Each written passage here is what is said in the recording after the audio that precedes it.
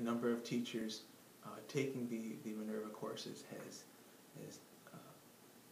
skyrocketed in the last 3 years.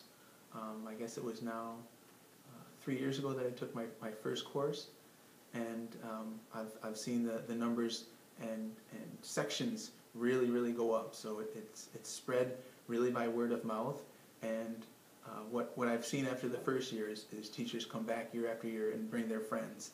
Because for a long time I have felt that staff development has sort of gone over to the process side entirely too much. Like, it's technology on how to use this and how, you know, the reading process, and I think that's all great, but what's gone away, at least in English, is any content course where we get a chance to sit down and read Dante together, or read Milton, or read Madame Bovary. I mean, so when I went into the realism workshop and got a chance to read Madame Bovary and talk about it, it was fabulous. I felt like really alive again. I have very rarely been to a class on methods and how to teach that I've been able to use.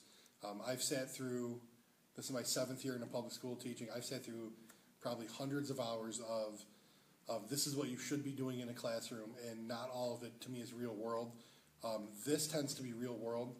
And the challenge I have seen with myself and with the staff is when they sit in these Minerva courses, we ourselves are challenged to think on that higher order level. So we now play the role of the student, where the Minerva trainers are in the role of the teacher. So it helps us see the types of questions, the types of activities that we need to tailor for our particular students.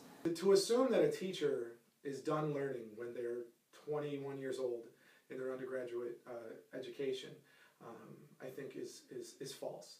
And we should, as teachers, continually learn our own content. And most of us as professionals, we do that.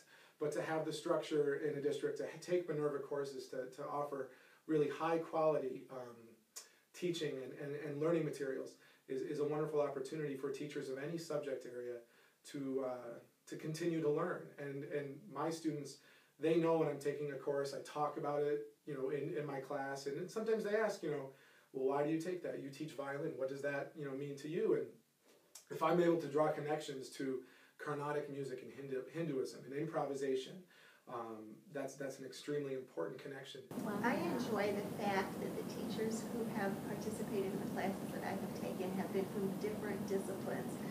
We have physical education, Spanish, gifted and talented, 6th grade social studies, 6th grade language arts.